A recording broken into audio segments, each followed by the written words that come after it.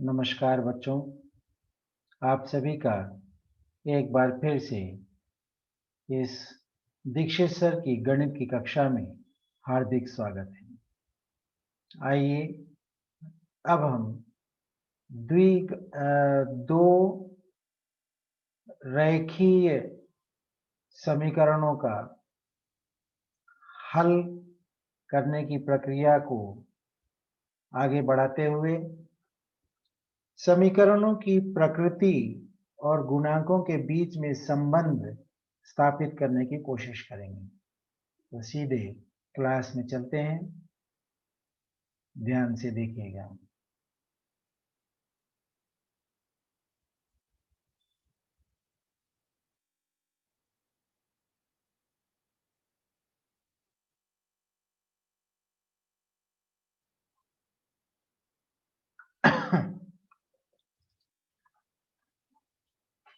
अब तक हमने देखा कि अगर दो रेखीय समीकरण दिए गए हैं तो उनका हल कैसे निकालते हैं। उदाहरण के लिए, अगर हमको दो रेखीय समीकरण दिए हैं 3x + 2y = 80 और दूसरा 4x + 3y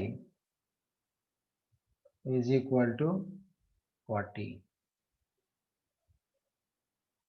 40 नहीं है, 110 है। एक मिनट,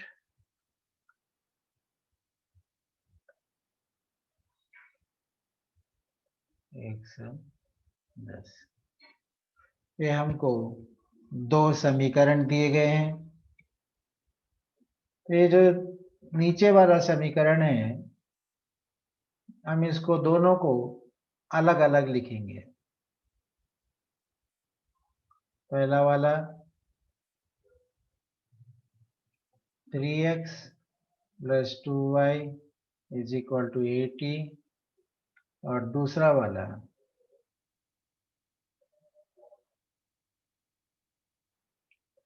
4x + 3y = 110।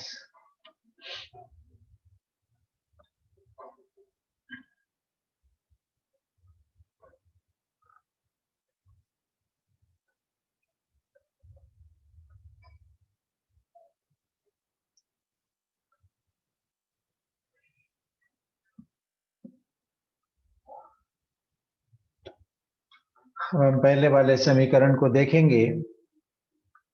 पहले वाले समीकरण में हमारा रेखीय समीकरण का जो मानक रूप है वो है ax + by = c। ax + by = c रेखीय समीकरण का मानक रूप है। मानक रूप मतलब पूरे विश्व में एक जैसा दिखने वाला मॉडल।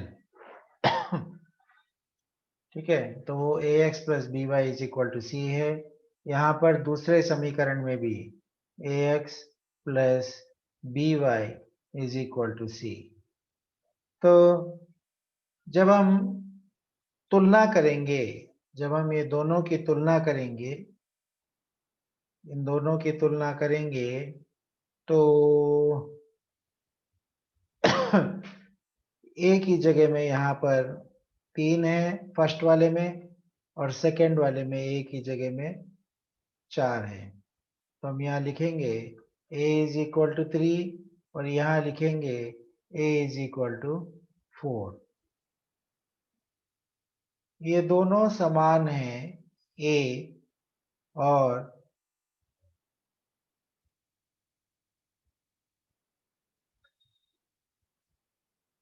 3 और 4 समान नहीं है। a के दो अलग अलग मूल्य दिखाए जा रहे हैं। a के लिए दो अलग अलग मूल्य हैं जो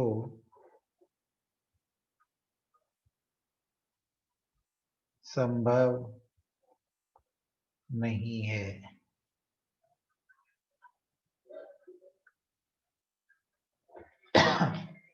ए के लिए दो अलग अलग मूल्य हैं जो संभव नहीं है। तो a x plus b y is equal to c, दोनों में जो है एक जैसा मानक है, क्योंकि मानक जो है पूरे विश्व में एक जैसा होता है तो वो बदल नहीं सकता।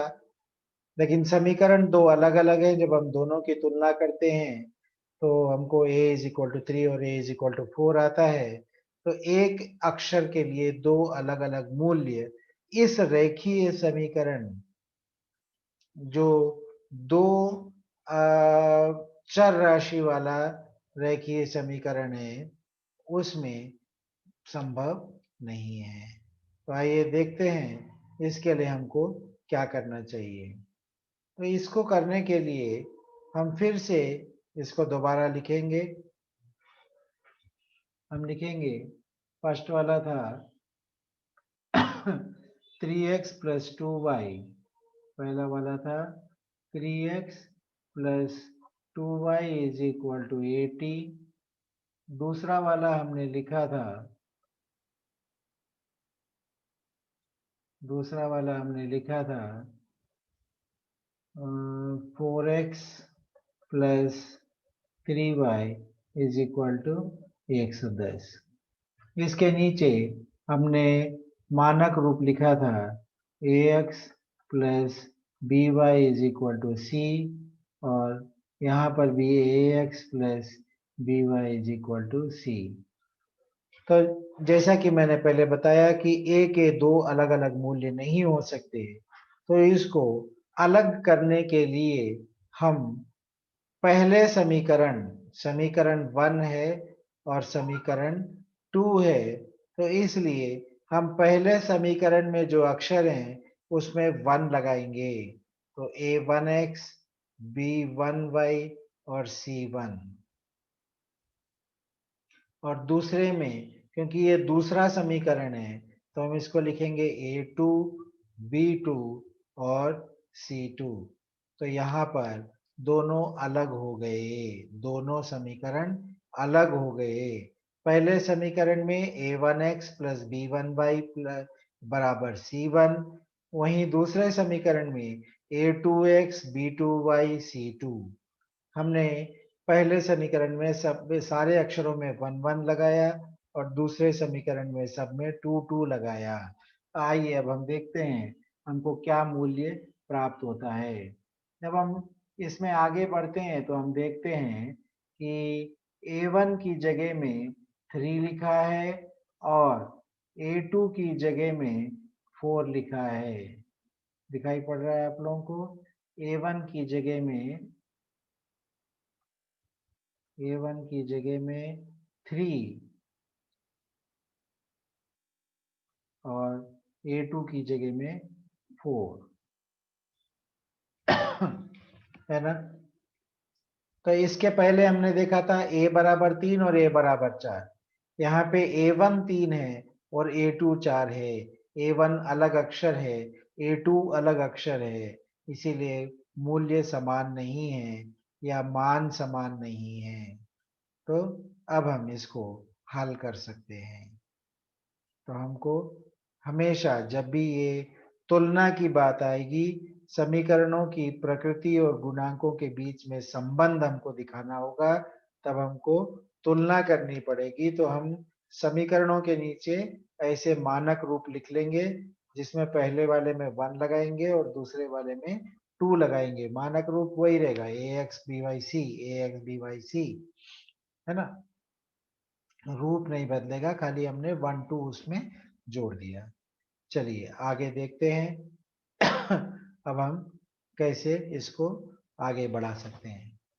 तो फर्स्ट समीकरण में, पहले समीकरण में हमने लिखा 3x plus 2y is equal to 80, इसकी तुलना हमने की a1x plus b1y is equal to c1, तो हमको प्राप्त होता है a1 बराबर 3, b1 बराबर 2 और c1 बराबर 80। a1 बराबर 3, b1 बराबर 2 और c1 बराबर 80। वहीं पर दूसरा समीकरण हम लिखेंगे,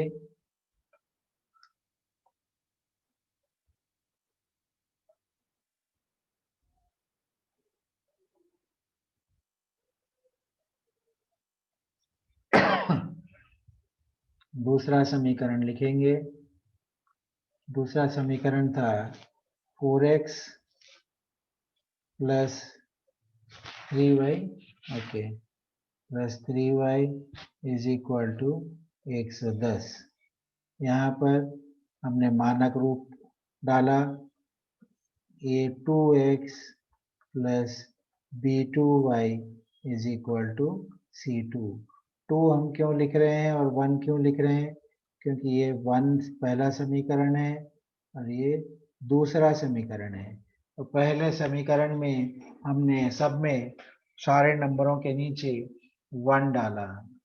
पहले समीकरण में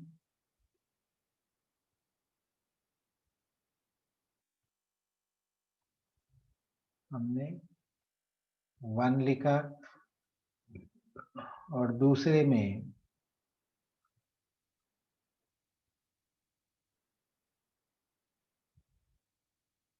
हमने 2 लिखा।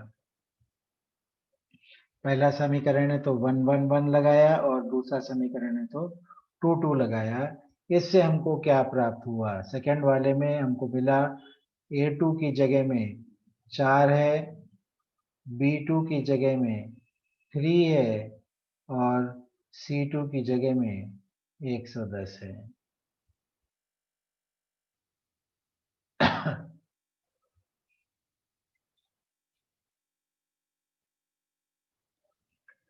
अब हमको इसकी तुलना करनी है गुणांकों के बीच में। समीकरणों की प्रकृति ज्ञात करनी है गुणांकों के संबंध द्वारा। गुणांकों द्वारा हमको तुलना करनी है। तो हम इसमें 1 2 3 लाइन बनाएंगे।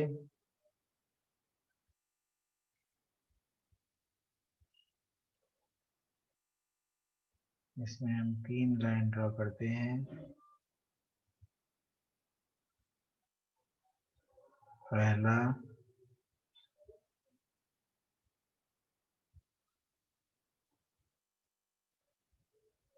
दूसरा और तीसरा।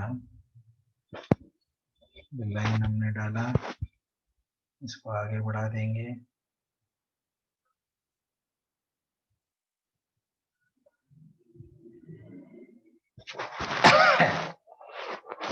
अब इसमें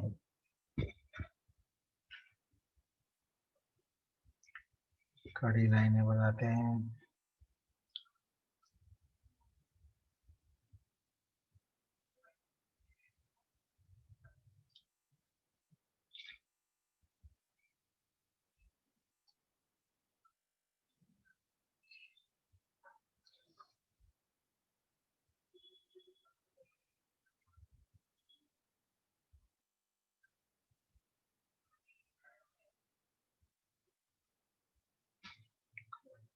एक दो तीन, 1 2 3, चौथा है C1/C2। फिर इसकी हम तुलना करते हैं। फिर आलेख निर्देशन होता है।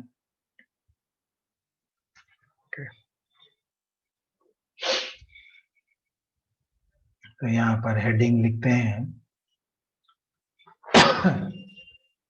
पहला वाला है क्रम संख्या। क्रम संख्या होगा 1 2 3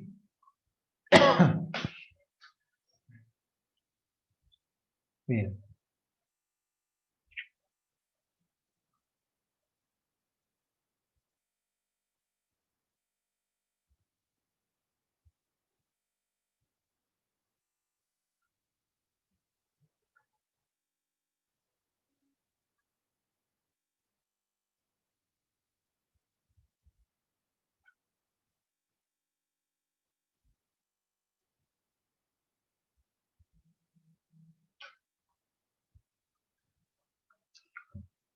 ओके।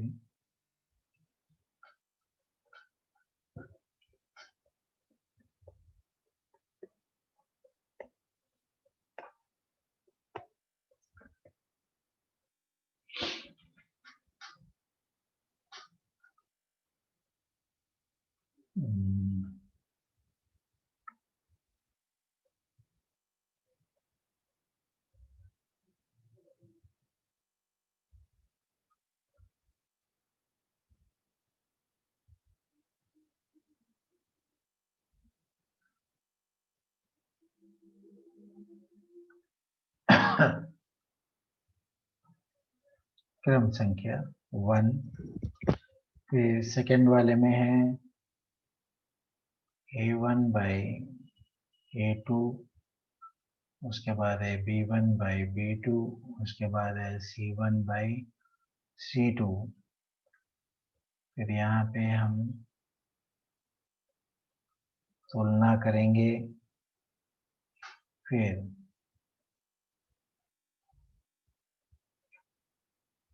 आलेख निर्देशन,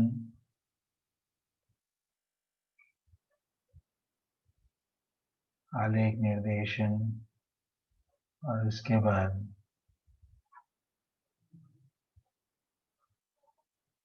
बीजगणितीय विश्लेषण।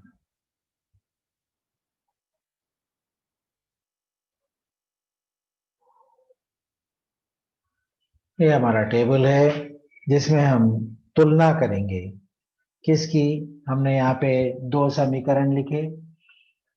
हमने यहाँ पे दो समीकरण लिखे। पहला है 3x plus 2y is equal to 80। उसके नीचे हमने मानक रूप लिखा a1x plus b1y is equal to c1। फिर उसके नीचे हमने उसमें से प्राप्त किया a1 की जगह में 3, b1 की जगह में 2 और c1 की जगह में 80 लिखा है। फिर दूसरा समीकरण लिखा 4x plus 3y is equal to 110। उसके नीचे फिर से मानक रूप लिखा a2x plus b2y is equal to c2। 2 इसलिए लिख रहे हैं क्योंकि ये दूसरा समीकरण है। ऊपर वाले में 1 डाला क्योंकि पहला समीकरण। उसमें से हमने प्राप्त किया a2 की जगह में 4 लिखा है, b2 की जगह में 3 लिखा है, c2 की जगह में 110 लिखा है। हम मानक रूप और समीकरण दोनों की तुलना करके लिखते हैं। इसके बाद अब हम यहाँ पर आएंगे। यहाँ पर जो हमारा प्रश्न है उसमें क्या लिखा है? उसमें फर्स्ट वाले में लिखा है a1 by a2, a1 by a2। तो a1 का नंबर क्या है? a1 का नंबर हम देख रहे हैं यहाँ पे लेफ्ट साइड में कि a1 बराबर 3 लिखा है। तो हम a1 की जगह में 3 डालेंगे और a2 की जगह में 4 है नीचे। दूसरे समीकरण से a2 इज इक्वल टू 4 लिखा है। तो हम a1 बाई a2 मतलब हम लिखेंगे 3 बाई 4। यहाँ पर a1 इज इक्वल टू 3 और a2 इज इक्वल टू 4। ये a1 और ये a2। ठीक है। a1 बाई a2, a1 की जगह में 3 और a2 की जगह में 4। अब नेक्स्ट दूसरे उसमें आते हैं। दूसरे में हमको लिखा है B1/B2। तो B1 की जगह में हमको लिखा है 2 और B2 की जगह में, सॉरी मैं थोड़ा सा नीचे लिखूंगा,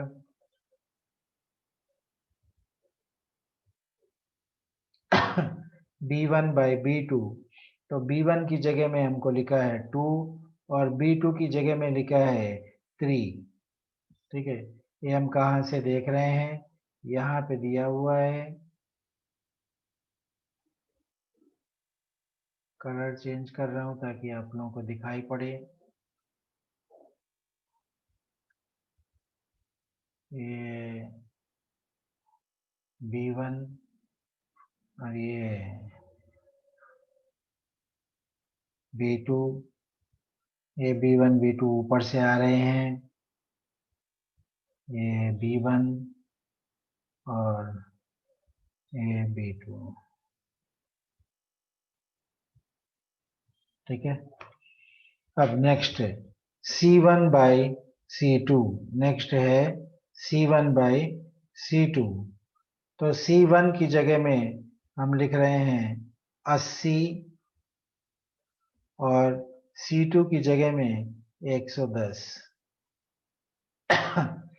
ये कहाँ से आ रहा है हम देख सकते हैं। कलर फिर से चेंज कर रहा हूँ, पिंक लगाऊंगा। C1, C1 यहाँ पर है। C1 जो है 80 और C2 जो है 110। C1 यहाँ पर आया और C2 यहाँ पर आया।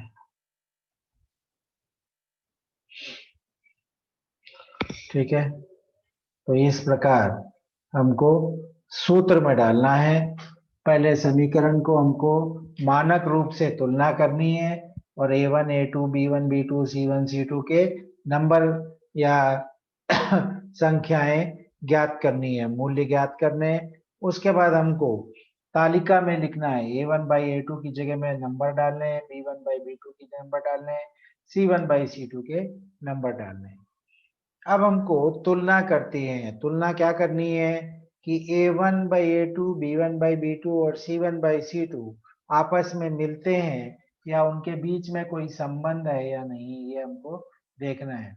तो हम देखते हैं कि A1/A2 और B1/B2 और C1/C2 तीनों का आंसर अलग अलग है। तो हम लिखेंगे A1/A2 नॉट इक्वल टू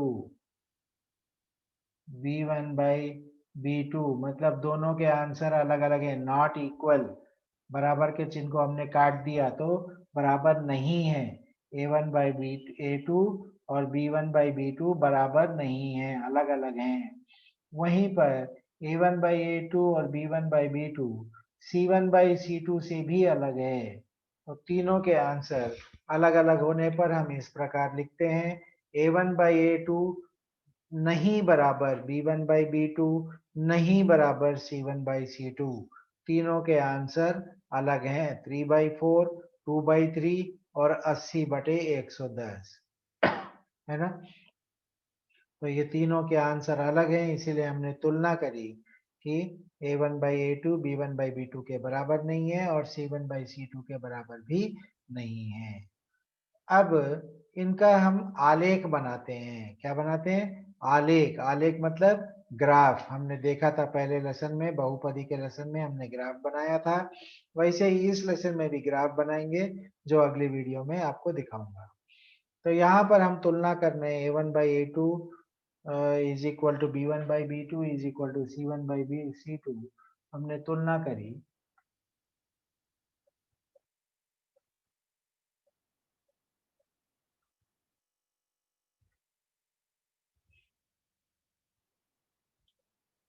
तुलना करने के बाद हमको आलेख प्राप्त होता है। आलेख का जब दोनों आंसर, तीनों में से कोई भी आंसर सेम नहीं होता है, तो हमारा ग्राफ जो है कुछ इस प्रकार से बनता है। हमारा ग्राफ इस प्रकार बनता है। दोनों रेखाएं पहला है a1x b1y और c1, और दूसरा है a2x b2y c2। तो दो रेखाएं बनती हैं क्योंकि रेखीय समीकरण है तो स्ट्रेट लाइन बनेगा। तो ये स्ट्रेट लाइन, ओके, तो मैं इसको स्ट्रेट लाइन करूंगा। स्ट्रेट लाइन करने के लिए हमको स्केल का इस्तेमाल करना पड़ेगा। एक, ये वही, इस प्रकार हमको ग्राफ बनता है। ग्राफ बनने के बाद ये हम देखते हैं कि ये रेखाएं, दोनों रेखाएं हैं। पहला वाला है 1, दोनों रेखाएं हैं पहला वाला समीकरण 1 के लिए, और ये दूसरा वाला समीकरण 2 के लिए। दोनों प्रतिच्छेदी हैं रेखाएं।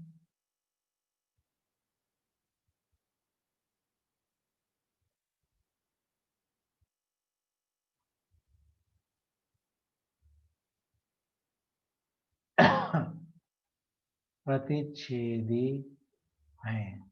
प्रतिच्छेदी मतलब एक दूसरे को काट के निकल रही हैं, एक दूसरे के अंदर से छेद करके बाहर जा रही हैं। रेखा 1 जो है रेखा 2 के अंदर से जा रही है, और रेखा 2 जो है रेखा 1 के अंदर से जा रही है। दोनों एक दूसरे को काटते हुए जा रहे हैं।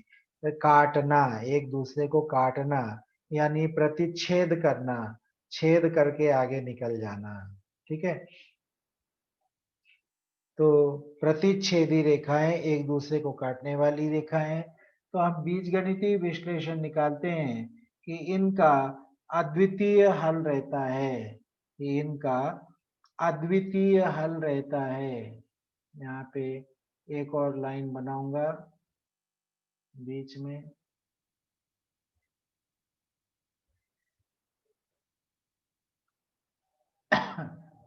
तो इनका हल अद्वितीय रहता है। हल यानी जो आंसर आएगा वह अद्वितीय, यानी अकेला रहेगा, अद्वितीय है। हल जो है अद्वितीय रहेगा, मतलब एक ही आंसर रहेगा, दो अलग अलग आंसर नहीं आएंगे। तो अब हमको लास्ट में लिखना है, लास्ट में लिखना है युग्म। युग्म मतलब जोड़ा। हमको इस लेसन में जो समीकरण है वो जोड़े के रूप में मिलते हैं, 1 और 2। हमेशा दो समीकरण साथ में रहेंगे, सिंगल समीकरण इस लेसन में नहीं रहेगा। तो ये रेखाओं का युग्म है, मतलब जोड़ी है। ठीक है, युग्म मतलब जोड़ी। तो इनकी प्रकृति, युग्म की प्रकृति क्या है, जो जो जो समीकरण है इनकी एक प्रकृति, कैरेक्टर, काला है, गोरा है, लंबा है, मोटा है, ये सब प्रकृति कहलाती है। तो ये जो जोड़ियां हैं समीकरण की, इनकी प्रकृति क्या है? तो हम लिखते हैं कि ये सुसंगत प्रकृति के हैं, ये सुसंगत प्रकृति के हैं।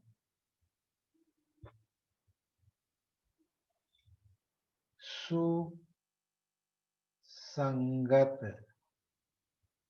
हैं, दोनों रेखाएं सुसंगत हैं। तो यहाँ पर ये हमको एक तालिका है जो हमको याद रखनी पड़ेगी। मैं तालिका अगले वीडियो में बताऊंगा। ठीक है। तो इस चीज को बहुत ध्यान से आपको देखना होगा। अगर समझ में आ जाएगा तो बहुत आसान है, वरना आपको इसको याद करना पड़ेगा। तो हमने क्या देखा? हमने दो समीकरण लिए। मैं आपको एक रेड लाइट के द्वारा इसको बताऊंगा। जहां पर मेरा पॉइंटर चल रहा है, मेरे फोटो के नीचे आप देखेंगे एक लाल लाल सूरज जैसा चमक रहा है। मैं जैसे ही उसको घुमाऊंगा वो भी इधर उधर हटेगा। ठीक है, तो उसके ऊपर ध्यान देंगे।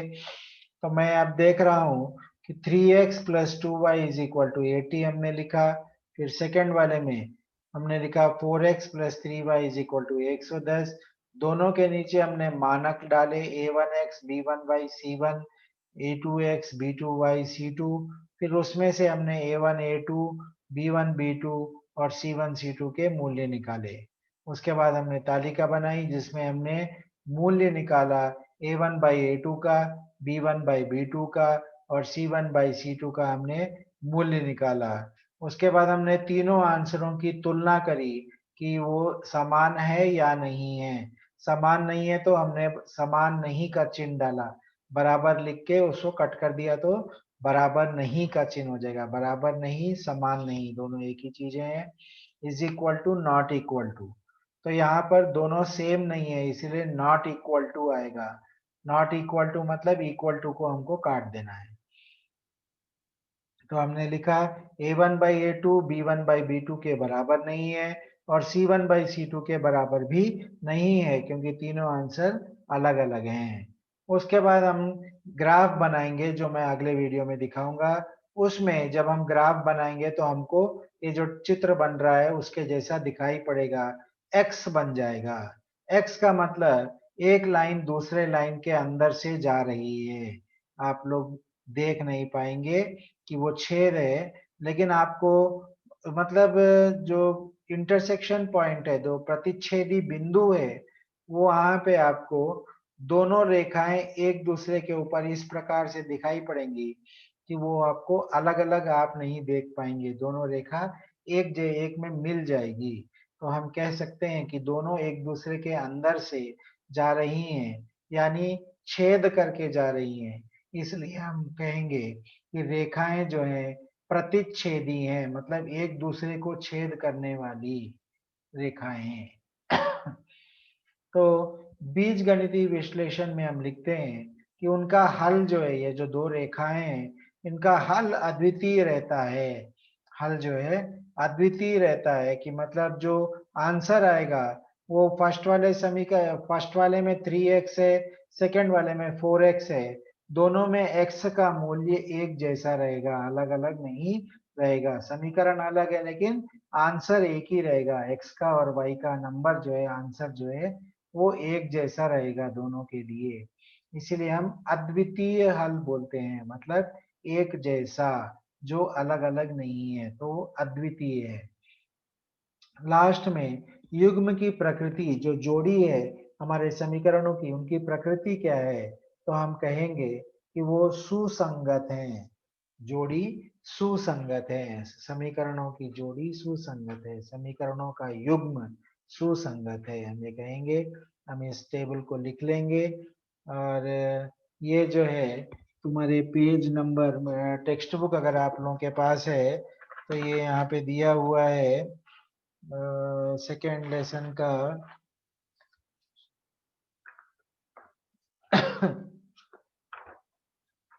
उसका दिया है पेज नंबर 80 में। पेज नंबर 80 में आपको दिखाया गया है, ठीक है, कि इनकी जोड़ी कैसी है। आप देख सकते हैं पेज नंबर 80, ये टेबल दिया गया है।